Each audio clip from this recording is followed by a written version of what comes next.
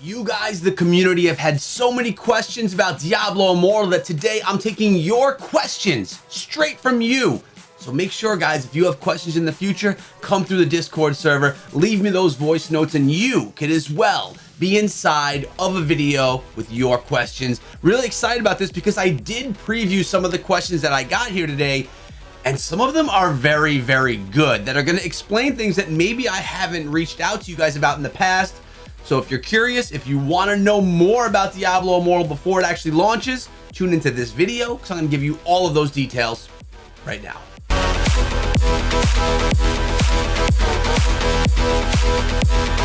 So let's sit back and listen to the first question submitted by the community. Hey Echo, it's Bonhams here. So I have a two-parter question for you, and it should be pretty easy, but it's about Paragon trees. And I haven't noticed, as I've been watching Paragon videos or researching, is that once you invest, say, 50 points in one tree, like a Vanquisher or Survivor, are you able just to move points around within that tree as you see fit, or if you want to try different things, or is there some kind of restock mechanic, or is it just a one and done deal? So that's my first question. And my second question is, we all know you're going to be a barb, so are you planning on going beefier for a more tanky character, or are you going to go Vanquisher off the start? And that's my question. Looking forward to hearing the answer. Okay, two-part question. First one about Paragon, which I've said before I'm not an expert on. I briefly dipped my toe into Paragon during the technical alpha a few months back. I am by no means an expert on it, but the question was, when you invest in a Paragon tree, can you then take away from that tree and invest in another tree? And as I recall, when you make that Paragon investment, I believe you are stuck with that, or you are basically committing to that Paragon tree. Could I be wrong on this? There is a small chance that I could be, because I did not frequent the Paragon system, but I do believe once you make that commitment, you're kind of commit to it. And regarding the Barbarian, I mean, we do have the Crusader and the Necromancer coming too, guys. So I right now love the Barbarian. I will always do a Barbarian class, probably main a Barbarian class as well, but I'm gonna mess with the others as well. You know that. I'm thinking the Crusader could possibly take reign here. We'll have to see after I actually play the Crusader. But I'm gonna be going with a tanky Barbarian. I want to have that barb that could take damage, get up in someone's face, slam them around a little bit while I protect my friends behind me. Yes, call me the protector if you will. But that's the plan. And yeah, I'm gonna go with a tanky barb. So thanks for the question. We have many more. Let's get into the next one right now. Hey Echo, it's Teacher Man. One of the things I was super excited about in Diablo 3 was getting like a Primal Ancient drop, one of the best drops in the game. What is it in this game, because drops are a little different, that we're kind of going for? Like, what's that big end game thing? Is it gem upgrades? Is it the RNG of the item drops? Let me know. All right, what a great question, because things are very different inside of Diablo Immortal than they were in Diablo 3. You're going for sets, you're trying to get, that optimal set for your character. But in Diablo Immortal, I feel like there is not one thing that you're going for. Now, of course, you're going for legendary gems and you're going for legendary items and weapons and things like that. Those are always going to be your end game because they're going to offer you the most. But there's not a single thing, at least not at this point in time, that you're looking for. It's going to depend on how you want to build your character. So let's talk about legendary gems first. There's going to be legendary gems that you don't want to have anything to do with, most likely something like Mocking Laughter that will lure the enemies to you and aggro the enemies to attack you. Most of the time, 99% of the time, that's not going to be something that you want. But there may be other legendary gems that you do want, and then you're going to want to max those out as quickly as you can. Remember, it's kind of random. You can use legendary crests and elder rifts, get them that way, but it's random, and you need to then forge things together to get them. So you will be looking for certain gems that are going to fit the build that you're trying to make. That's going to vary from player to player. So I may want this gem, you may want that gem, and that's going to kind of be your end game. That's what you're looking for. Now for legendary items, similar stuff there. There's going to be legendary items that you're going to be able to get that are going to offer you different abilities. So let's use one for example with the Barbarian. When Nemo was playing, and I don't recall the names of these things, I'm sorry, but you were able to get yourself a Guardian. It's basically another Barbarian, drops down from the sky, it's golden. Then you were able to get a piece of gear, I believe it was, that would double it. So you would have 2 Barbarians drop for 30 seconds with a 10-second cooldown. That's something that I wanted and never got in the technical alpha, having put probably 30 hours into my Barbarian, maybe 25. I didn't actually keep count. So for me, that's what I was grinding towards. I wanted to get that skill set so I can go in and completely demolish whatever was in front of me. Totally different based on your build, which I think is cool. I like it better that way than having that one item that you just need, like we had in Diablo 3. I like it here that it's more customized towards how you want to build your character. And remember, you could change up your builds. If I want to go with a tanky build, Barbarian build for now, I could do that. And then I could store those items, pick up other items, and go with a different build, which is going to be kind of cool. So yeah, it's going to be customizable by you and how you want to build out your character. Hey, Echo, Teacher Man again. So my second question is, do you have an idea of what you're going to do with your millions of dollars when this game goes super big and you're a huge content creator? My recommendation is to get that butter with the gold flakes. Oh my God, to die for. All right, a little bit of funny question there from Mr. Teacher Man. I don't expect to make millions of dollars, but I do hope that the channel sees some success. Listen, I have a love for Diablo Immortal, action RPGs, mobile games. It's literally the perfect fit for me, which is why I've made this long-term commitment. Many people, like we have our community here of people that have my back and that are beside me and that have the same vision, but there are a ton of people that think that I'm just an idiot. What am I doing covering this game? It's not even out yet. The game is dead. The game isn't coming and all that. I love it. I've played it. I can't wait to play it again. I believe in it, and that's why I've made the commitment.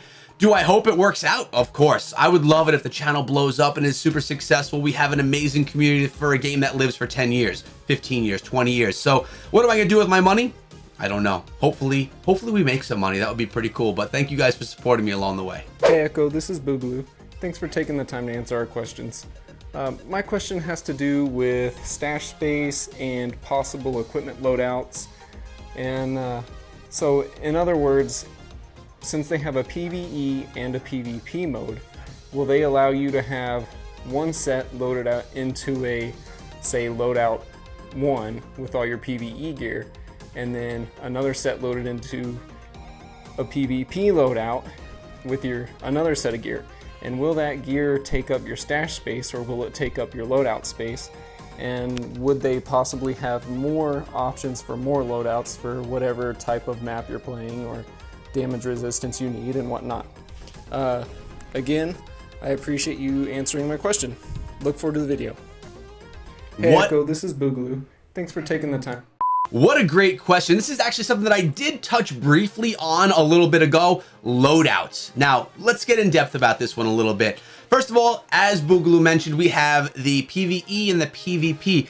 I do believe that Blizzard is going to want to reward people for grinding by being able to take their grinded stuff, power, gear, into PvP as well. Not confirmed. I just get the feeling that they want to give people the value from their grind, right?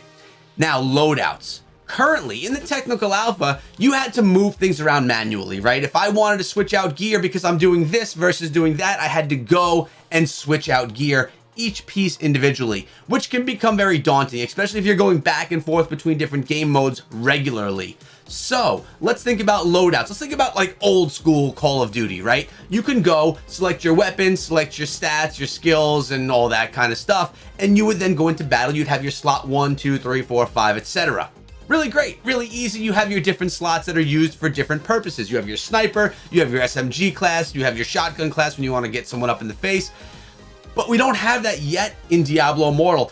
I think this would be a massive feature. I mean, like you had mentioned, there's multiple different gameplay styles and modes coming to the game, and gear is going to change drastically based on what you're playing at the time. So if I want to main my Barbarian, or in this case my Demon Hunter, I may want to have my PvP set, my PvP set for war, my PvP set for some, you know, whatever other game mode they're making, let's say a team deathmatch, and then maybe my farming set. So there's a lot of different reasons to have different sets created, and if we could save them somewhere, that would be amazing. Now, should that be in your storage slots or in your loadout slots? I think it has to be in your loadout slots. You can't waste, they can't have us wasting storage spots just with loadouts that we're saving for time. How they're gonna do that and balance it, not 100% sure. I will tell you though, regarding storage space in general, there was only one time throughout the entire technical alpha where I found myself having to drop items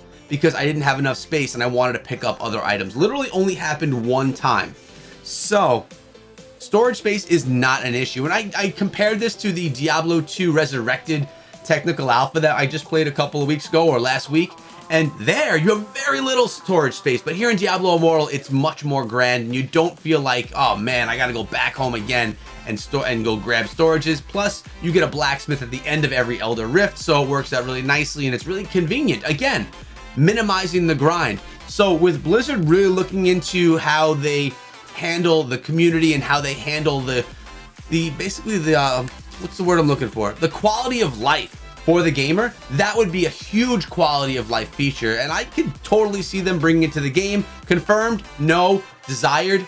Yes. Hey Echo, it's Vinny. Quick question. Can you actually fail an Elder Rift? What are the odds that I put in 3 hard-earned legendary crests, go into a rift myself, and just get completely decimated? Could I potentially walk away without legendary gems? If so, how do you decide if you want to scale back and only do 1 legendary crest to ensure you get that 1 legendary gem? Love to hear your thoughts. Thanks. Great question. We never talk about failing Elder Rifts, and that is because I never did fail an Elder Rift, and I probably ran a few hundred of them. Cool thing about Elder Rifts is you are going to be able to just continuously respawn into them, right? And even if you have to start at the beginning, you're going to always be able to come back. Is there potential that you could fail? I guess so, if you continuously fail and just can't go on with it, but you're always going to have that respawn time to get back in. And regarding if you should put in 1 legendary crest or more, I mean, at the end of the day, they're going to give you modifiers as well. These modifiers can make it more difficult, making the enemies more difficult to defeat, or they can make it easier, like maybe you don't have to take on the end boss, or maybe you'll get rewarded more for doing it in less time. So if it were me, and if I had 3 legendary crests that I had to spend, and I waited a while because I didn't buy them, I actually grinded for them and got my battle pass down, I would use all 3 in one. Honestly, I don't think it matters. If you're playing on normal, you're not going to have a problem with Elder Rifts. If you're playing on a higher level, I guess you potentially could, but you're going to be playing on the levels that your character is ready for, on the levels that they're at. So if you hit Paragon, you'll then go into the higher, harder level, more difficult level, but it's all going to be scaled to you, and I don't think you're going to find it where you actually are stuck, cannot beat it, and have to trash or waste those legendary crests. I honestly don't think this is something you're going to have to worry about. I haven't heard of anyone actually failing these, because at the end of the day, it's a way to grind loot, do it for time, kind of push yourself through the grind of those Elder Rifts. Made for fun more than it is made for failing. And it looks like we have one final question. Let's get into it now. Hey Echo, this is Joelster007. I have a question about the Battle Pass and how to maximize it. I believe it's been confirmed that 1 Battle Pass purchase goes over multiple characters. So when the game drops, should we make 6 characters right from the start to maximize essentially the rewards? And are the rewards based purely on doing quests in the game, or are some for logins? Also, do you think that the quests are going to carry over? So would you have to log in with all 6 characters and do the exact same quests every day? Or do you think if you do it for 1, it would carry over for all of them? I guess assuming you have to log in for each character, from your experience with the alpha, how long did it take to complete the daily tasks?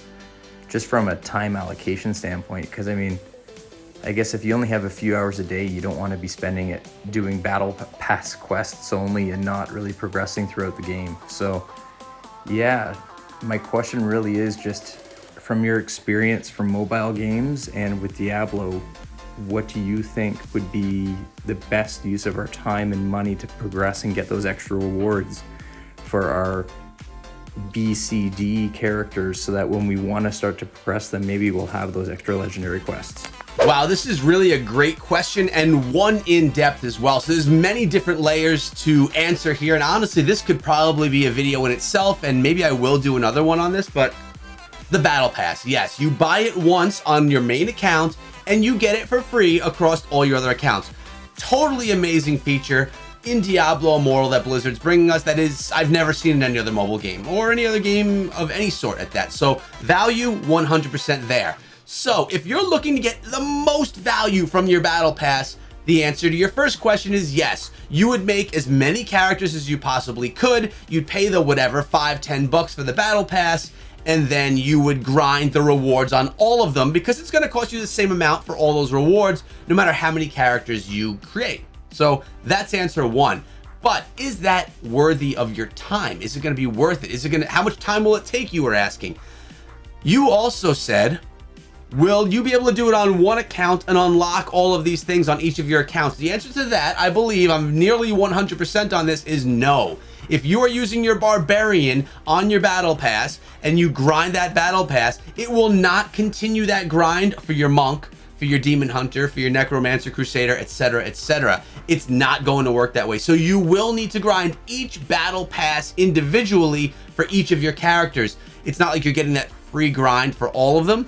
So how much time does it take to do your battle pass? You do get rewards for just logging in, and the simple ones like that, right? So you could get the value, the easy value on all your accounts just by logging into them, getting in there, spending a couple of minutes, doing some quick quests to get you those quick and the cheap login rewards, the ones that are just quick, free, just so you can get some access. But if you want to start using your battle pass and you want to really like dive into the depths of it and do your bounty board rewards, which your bounty board rewards are some of the best in the game, at least from the technical alpha, they're basically massive.